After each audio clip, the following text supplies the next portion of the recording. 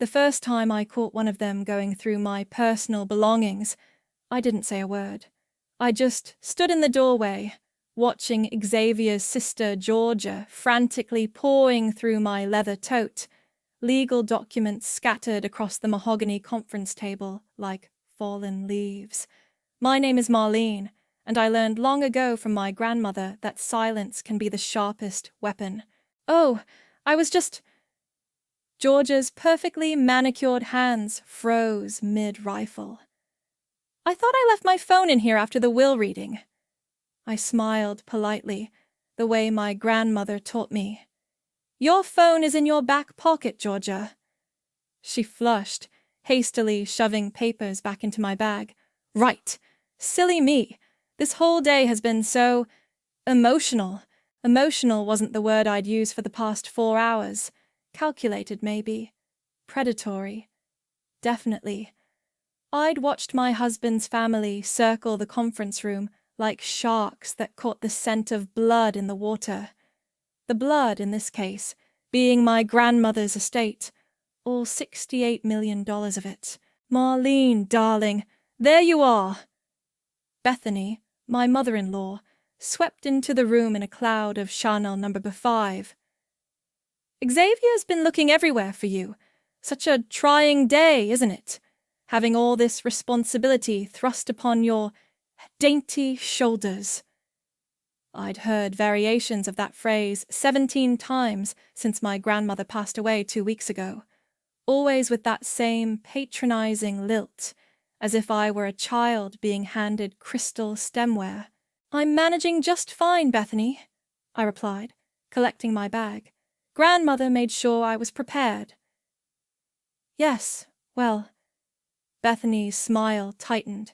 Gianna always was unconventional, but family takes care of family, dear.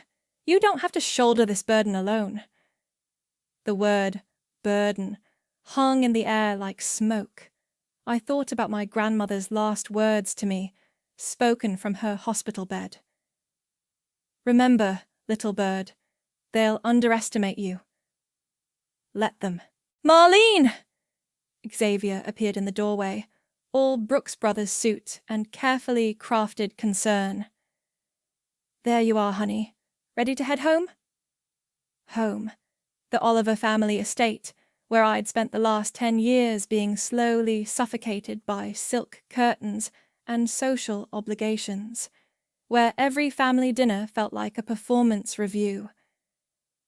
Actually, I said, I need to stop by grandmother's house. There are some personal items. I'll come with you, Xavier offered quickly. Too quickly. That won't be necessary. I kept my voice soft, pleasant. I'd like some time alone. To process. Of course, Bethany interjected. But do join us for dinner tonight, dear. The whole family will be there. We have so much to discuss about the future. I nodded, already knowing exactly what that discussion would entail. The same thing they'd been hinting at since the funeral. How the Oliver family could help manage my inheritance. How it would be safer consolidated with their existing assets. What they didn't know, what my grandmother made damn sure they wouldn't know until it was too late, was that I'd been preparing for this moment for years. I'll be there, I promised, watching Georgia slip out with one last guilty glance at my bag.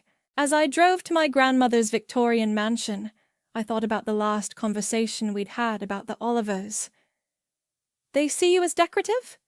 She'd said, sipping her tea. A pretty little wife who exists to validate their importance. Remember this, Marlene. The most dangerous opponent is the one you don't consider an opponent at all. I parked in the circular driveway, looking up at the house where I'd grown up, where my grandmother had taught me everything about business, about power, about patience, about revenge. My phone buzzed, a text from Xavier. Don't forget dinner, 7 p.m. sharp. Mom's making your favorite. I smiled, thinking about the document sitting in my grandmother's safe, the one that would make tonight's dinner particularly interesting. "I won't forget," I texted back. Wouldn't miss it for the world. The Oliver family dining room always reminded me of a stage set, everything arranged just so, waiting for the drama to unfold. Tonight was no exception. Crystal glasses caught the light from the chandelier, casting prismatic shadows across faces that looked more like masks than flesh. "More wine, dear." Bethany's hand hovered over my glass, her smile not quite reaching her eyes. "No, thank you." I needed to stay sharp. "The roast is lovely. It's your favorite," Xavier said, squeezing my hand under the table. Mom remembered. It wasn't my favorite. They'd been serving the same roast for 10 years, convinced it was what I preferred. I'd never corrected them.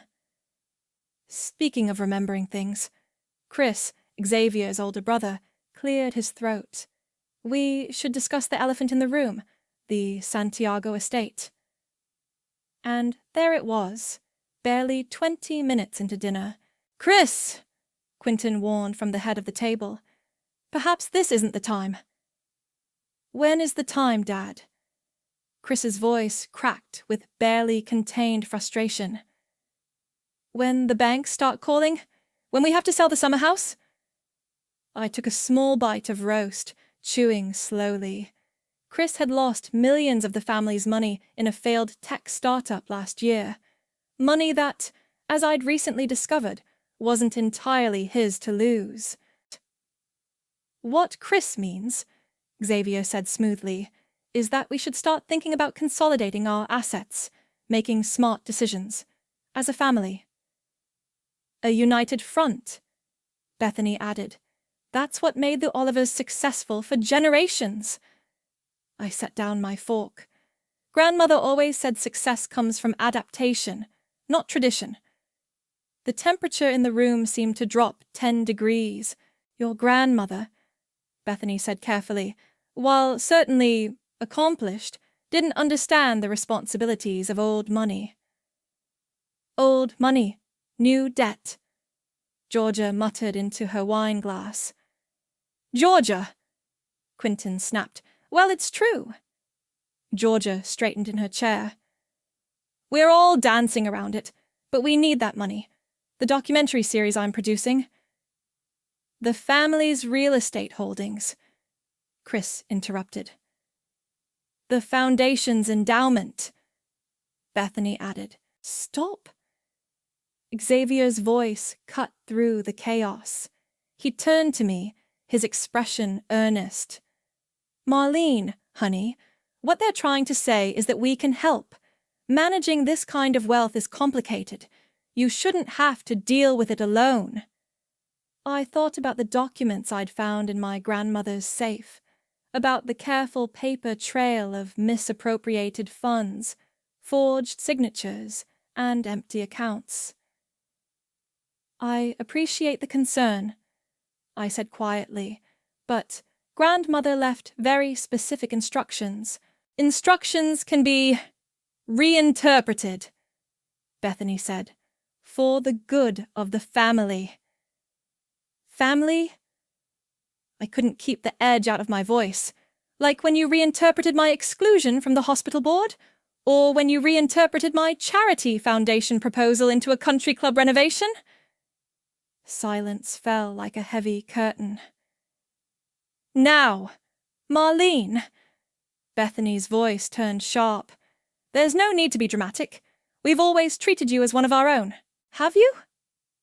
I stood slowly, placing my napkin beside my plate. "Excuse me. I need some air."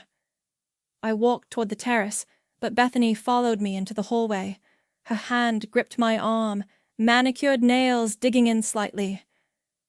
"Listen carefully, girl," she hissed, dropping all pretense.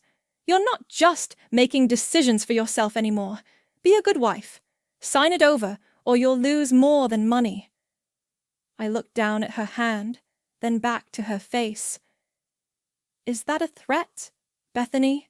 It's advice from someone who knows how this family operates. I smiled, thinking about the recording app quietly running on my phone in my pocket. Yes, I suppose you would know all about that. She released my arm, smoothing her expression as Xavier appeared in the doorway. Everything okay out here? He asked. Of course, darling, I said, my voice honey sweet. Your mother was just giving me some advice about family loyalty. I walked past him toward the terrace, my heart pounding but my steps steady. In my mind, I could hear my grandmother's voice. Patience, little bird. Let them show their true colors, then we'll show ours. Soon, I thought. Very soon. You're sure about this? Vanessa asked, sliding the audio recorder across her desk. Once we activate the codicil, there's no going back. I played the recording of Bethany's threat from the previous night. The words crackled through the small speaker, clear and damning.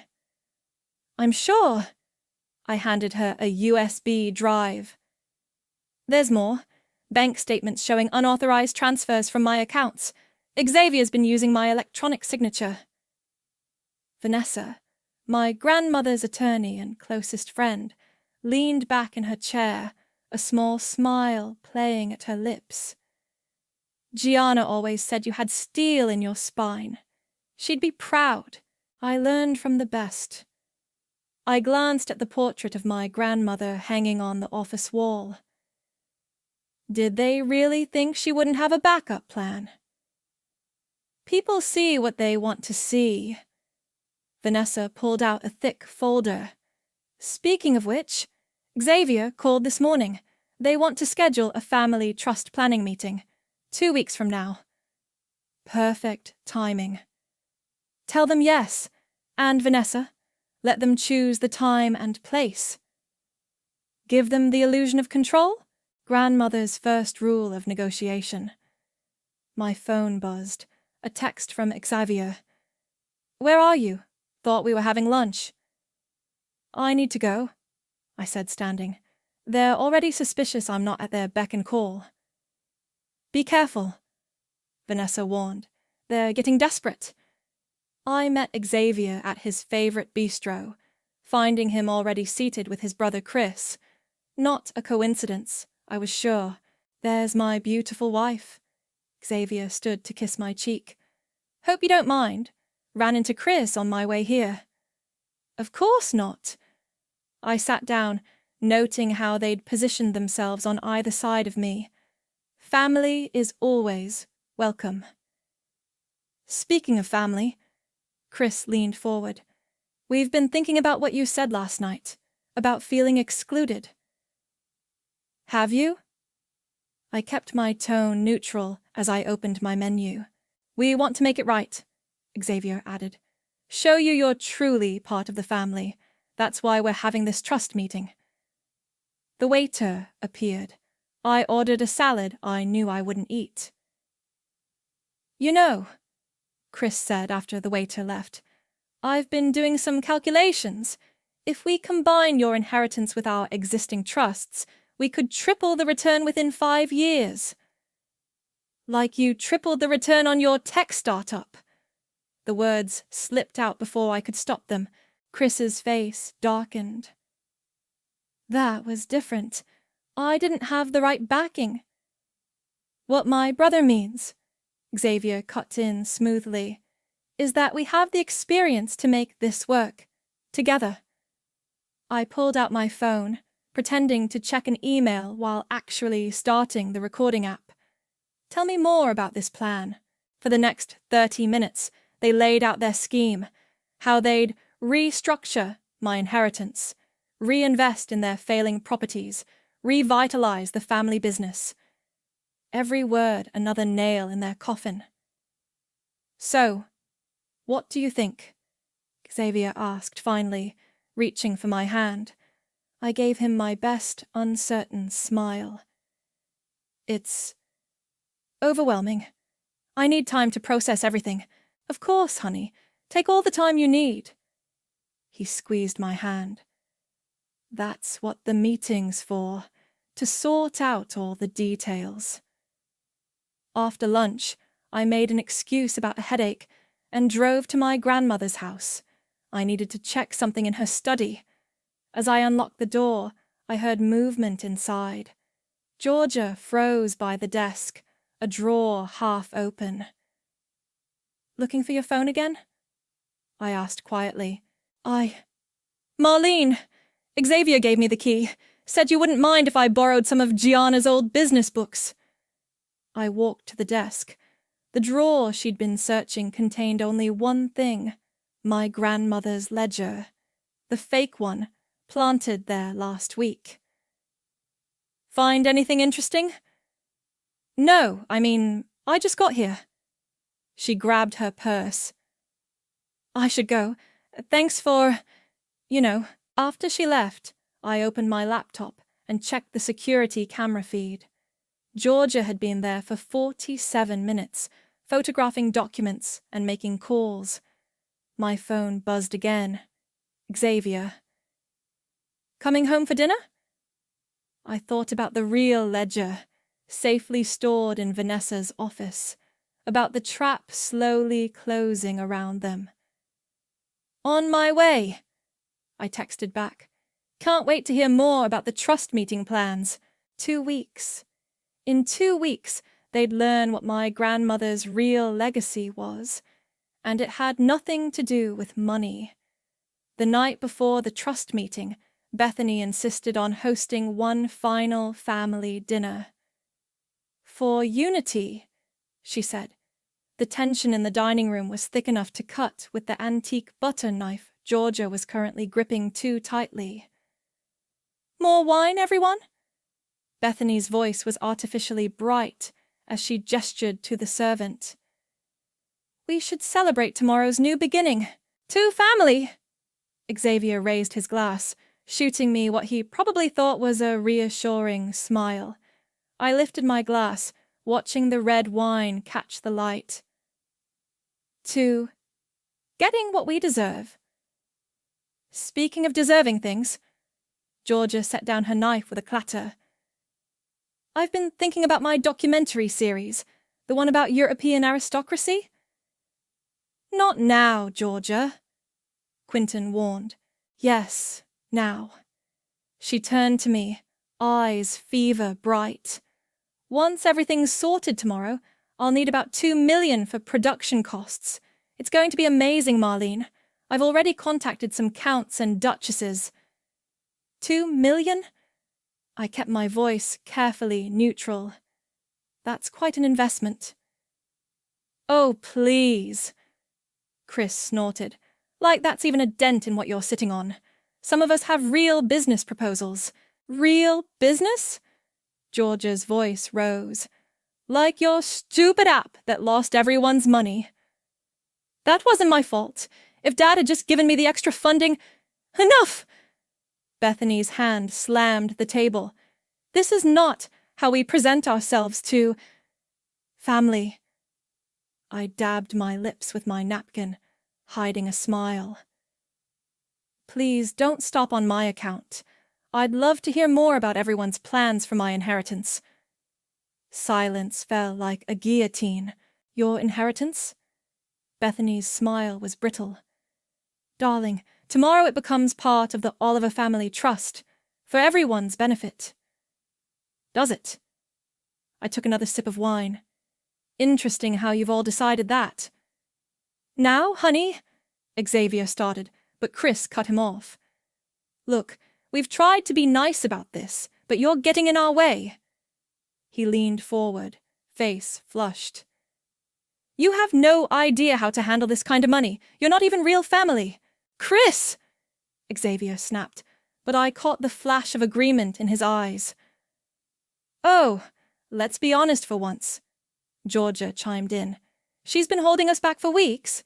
Do you know how many opportunities I've lost waiting for this to be settled? Opportunities? I set down my glass. Like the ones you were looking for in my grandmother's study last week. Another silence, heavier this time. I don't know what you're talking about, Georgia stammered. The security cameras do. I turned to Xavier.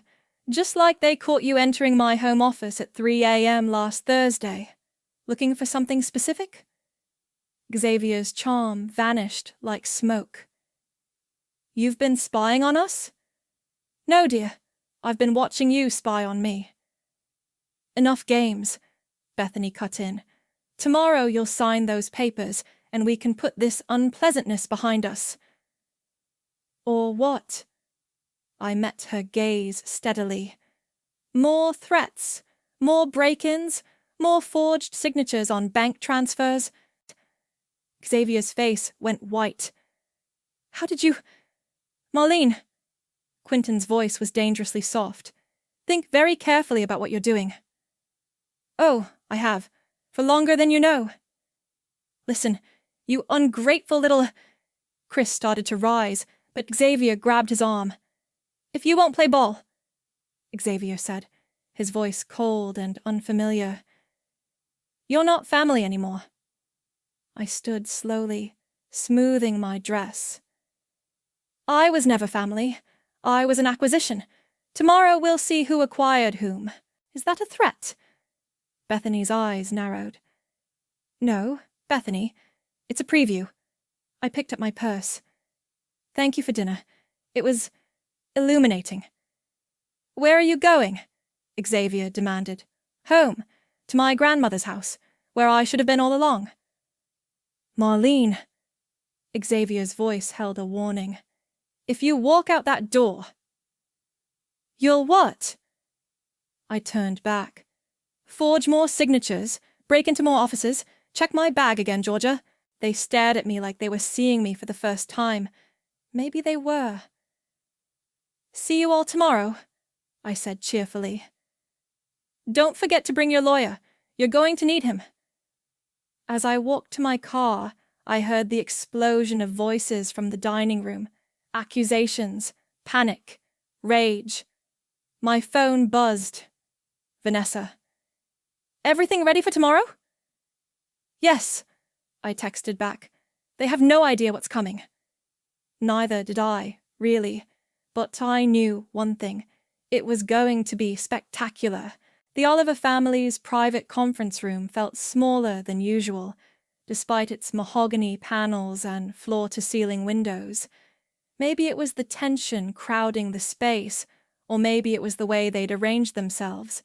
Bethany, Quentin, Xavier, and Chris on one side of the table, their lawyer, Bodhi, at the head, all staring at me like I was a problem to be solved. Where's Georgia? I asked, settling into my chair. Indisposed, Bethany replied curtly. Now, shall we begin? Of course. I placed my phone on the table, screen up. But I hope you don't mind if my attorney joins us. Attorney? Xavier's eyebrows shot up. Honey, Bodhi is handling everything. Actually, Vanessa's voice came from the doorway. He's not. The look on Bethany's face as Vanessa walked in was worth every second of the past few weeks. My grandmother's attorney carried a single leather binder, her heels clicking purposefully across the hardwood floor. This is highly irregular, Bodhi protested. We weren't informed. Like I wasn't informed about the unauthorized transfers from my accounts. I smiled pleasantly. Please continue, Bodhi. You were about to present the asset transfer paperwork. He cleared his throat, shooting a nervous glance at Xavier. Yes, well, we've prepared a comprehensive agreement that will consolidate the Santiago estate with the Oliver family trust. Before we proceed, Vanessa interrupted, opening her binder. There's another clause we need to address. Clause? Bethany's voice sharpened. What clause? The codicil to Gianna's will. Vanessa slid a document across the table, triggered by specific conditions, which have now been met. This is ridiculous, Chris sputtered. We weren't notified. Like you notified me about emptying the joint investment account? I asked quietly. Xavier's face darkened. That money was what, dear? Yours, like the signatures you forged. Enough.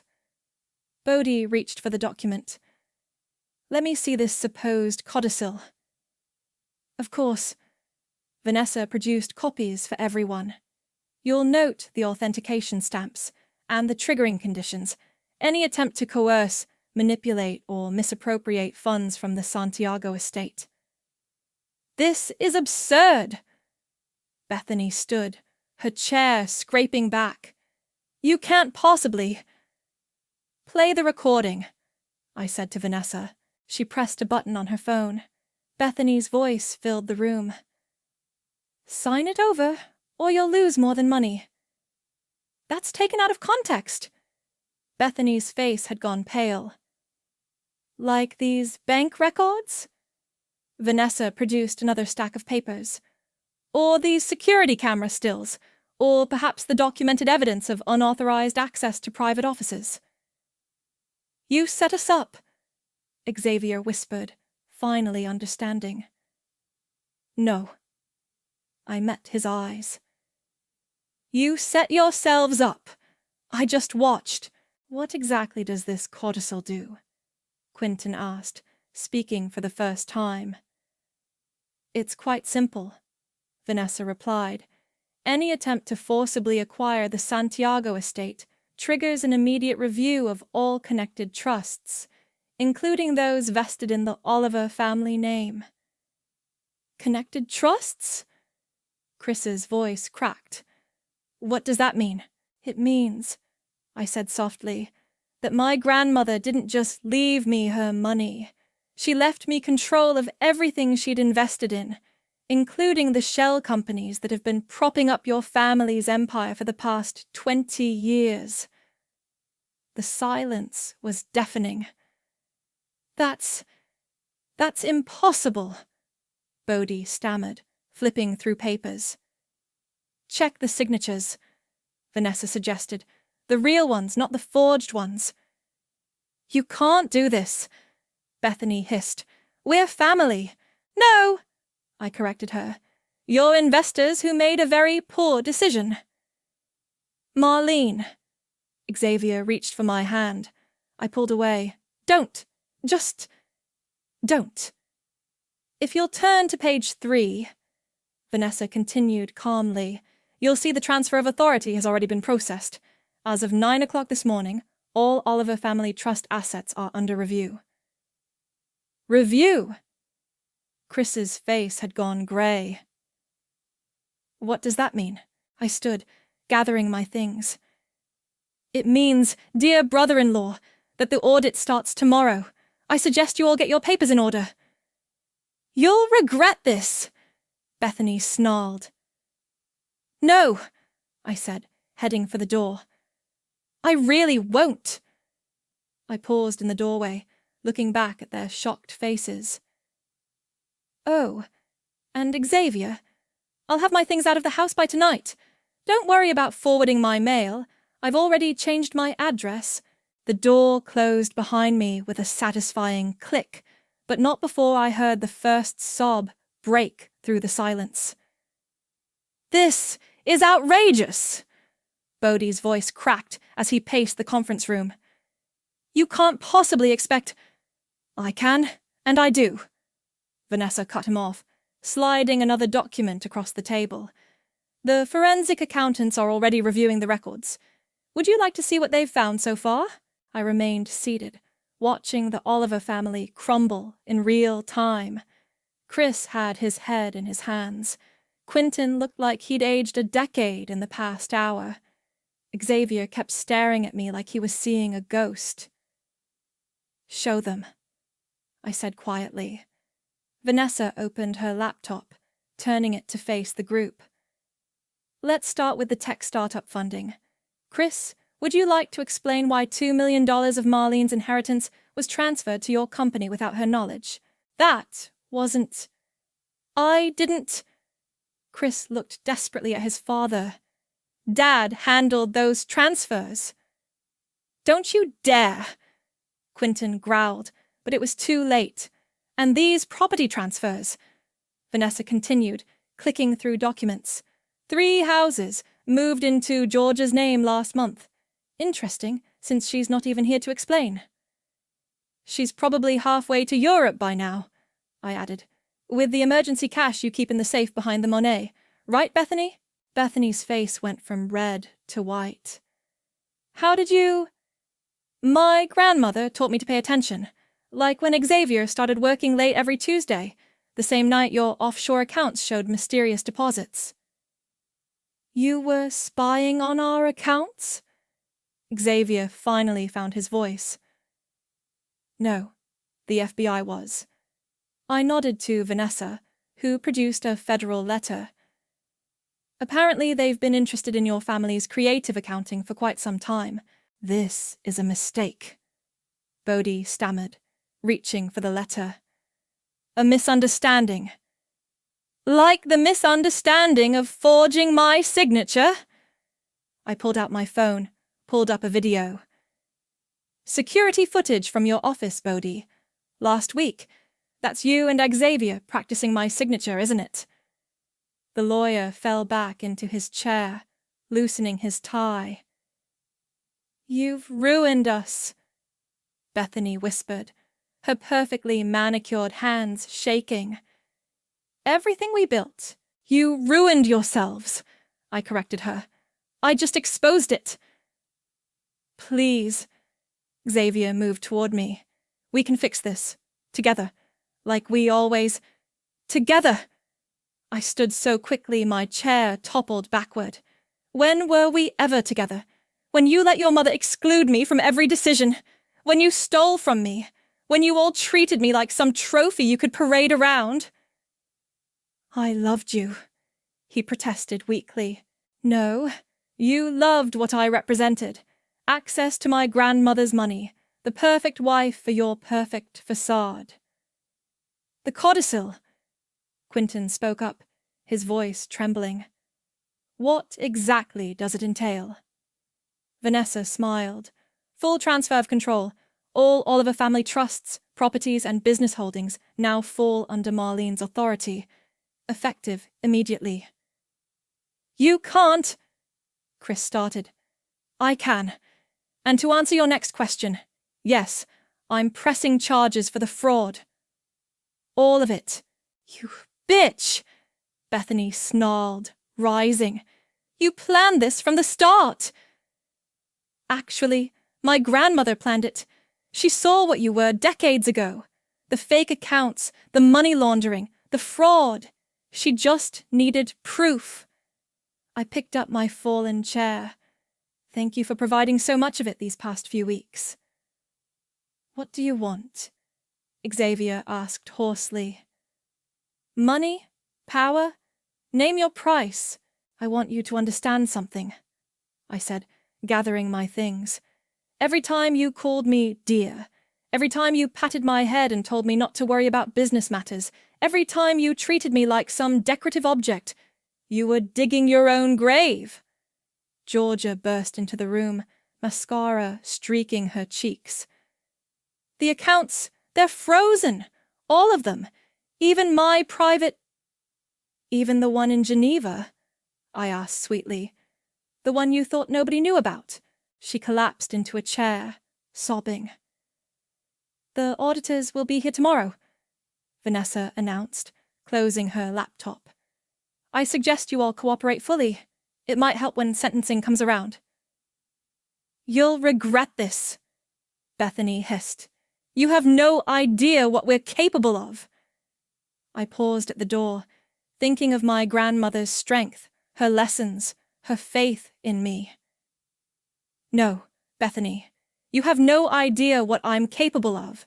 But you're about to find out." The door closed behind us, leaving the Oliver family to face the ruins of their empire. And for the first time in 10 years, I felt truly, completely free. The morning after the meeting, I sat in my grandmother's study, now my study, watching the news unfold on multiple screens. The Oliver family's collapse was spreading across financial networks like wildfire. Oliver real estate empire faces federal investigation. Prominent family trust frozen amid fraud allegations. Society scandal. Dynasty's downfall. My phone hadn't stopped buzzing since dawn. I ignored the desperate texts from Xavier and his family, focusing instead on the email from Vanessa. Auditors found everything. It's worse than we thought. A knock at the door interrupted my thoughts. Come in. They're here, my assistant announced. The federal agents? I nodded. Send them in. 2 FBI agents entered, followed by Vanessa. Agent Sarah Martinez, who'd been building this case for months, looked grimly satisfied. Mrs. Oliver, I'm sorry, Miss Santiago now? She asked. Marlene is fine. Marlene, then. We've arrested Xavier and Chris. Quentin turned himself in an hour ago. And Bethany? Found her at the airport, Agent Martinez's partner added. Private jet fueled up and ready. She had 3 suitcases full of cash. Of course she did. I turned to the window, watching rain streak down the glass. And Georgia? Already in custody in Paris. Interpol picked her up this morning. A soft ding from my phone. Another news alert. Oliver family matriarch arrested in airport escape attempt. We'll need your formal statement, Agent Martinez said, setting up a recorder. Everything from the beginning. I spent the next hour detailing it all. The years of manipulation, the recent theft attempts, the forged signatures, the secret recordings, every piece of evidence my grandmother had taught me to collect, every trap she'd helped me set before she died. One thing I don't understand, Martinez's partner said when I finished. Why did they think they could get away with it? Because they always had.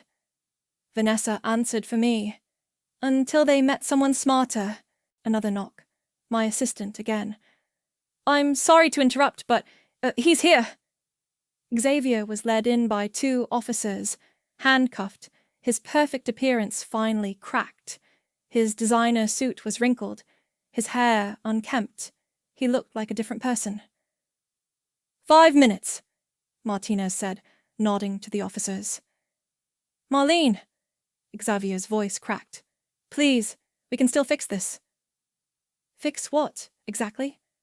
I kept my voice level. The fraud, the theft, the years of lies. I loved you. He tried again. No. You loved what I represented. There's a difference. What do you want? His facade finally crumbled. Tell me what you want. I stood, walking to face him. I want you to remember something. Every time you're sitting in your cell, every time you eat prison food instead of Wagyu beef, every time you wear orange instead of Armani, remember that the quiet little wife you all underestimated did this. You've destroyed everything, he whispered. No, you destroyed everything. I just exposed the truth. Time's up, Martinez called. As they led him away, Xavier turned back. Was any of it real? Us? I thought about our first date, our wedding, the moments I'd believed in us. It was real for me. That's why this was necessary. After they left, Vanessa stayed behind. You okay? I will be. I picked up a framed photo from my desk, my grandmother and me at my college graduation. She knew, didn't she? All along. Gianna knew everything. She was just waiting for you to be ready. My phone buzzed again, this time a message from the Women's Business Foundation I'd started with my inheritance. First round of grants ready for review. Speaking of ready, Vanessa smiled. Shall we go make your grandmother proud? I gathered my things, taking one last look at the news screens. They'd be talking about this for weeks. The society wife who brought down an empire. But that wasn't the real story. The real story was about a grandmother who taught her granddaughter to be strong, about patience and justice, and the quiet power of being underestimated. Yes, I said, switching off the screens.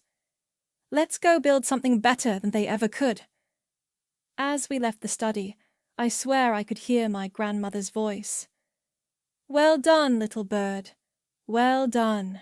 The autumn wind rustled through the cemetery's maple trees as I placed fresh flowers on my grandmother's grave. The marble headstone gleamed in the morning light, her name carved with the same elegant strength she'd carried in life. You should see what your granddaughter's done, Vanessa said, standing beside me. The foundation's funded 30 female entrepreneurs this quarter alone. She'd be more interested in the sentencing results, I replied, adjusting the flowers. Always did love a good finale. My phone buzzed. Another news alert. I'd stopped counting them after the trials began, but this one mattered. Oliver family sentencing. Complete. Former dynasty faces justice. Xavier, 15 years for fraud and embezzlement. Bethany, 12 years for conspiracy and attempted flight. Chris, 10 years for fraud and money laundering. Georgia, 8 years to be served in the United States after French authorities finished with her. Quinton, 7 years, reduced for cooperation. Quite a scorecard, Vanessa noted, reading over my shoulder. The money was never the point, I said, standing. It was about consequences. Speaking of consequences, Vanessa nodded toward the cemetery entrance, where a familiar figure waited. What's she doing here? Asked to meet you. Said it was important. I walked over to where Bethany stood, her designer clothes replaced by simple slacks and a sweater. Even facing prison, she managed to look elegant. You're not supposed to be here, I said. I report to prison tomorrow. Her voice had lost its sharp edge. I needed to understand. Understand what? How we never saw it coming. How we underestimated you so completely. I looked back at my grandmother's grave. Because you saw what you wanted to see. A quiet wife, a decorative addition. Never bothered looking deeper. Gianna knew, didn't she? What we were. She knew what you'd become. The fraud, the theft, the manipulation. It was all there if anyone bothered to look. And now? Bethany's voice cracked slightly. What happens now? Now. The Oliver estate gets redistributed to the people you stole from. The properties get sold to pay restitution. The truth gets told. You've won, she said quietly. Completely. This wasn't about winning. I met her eyes. It was about justice. Something your family forgot existed. She nodded slowly, turned to leave, then paused. You know what the worst part is. You would have made a brilliant addition to the family. If you'd seen me as a person instead of a possession. Yes. She smiled sadly. Karma's quite the teacher, isn't it? Funny thing about karma, I replied. It always knows exactly where to mail its final notice. After she left, I returned to my grandmother's grave. The morning sun had grown stronger, casting long shadows across the marble. You'd have enjoyed that, I told her. The mighty Bethany Oliver, finally understanding. My phone buzzed again, a message from the foundation.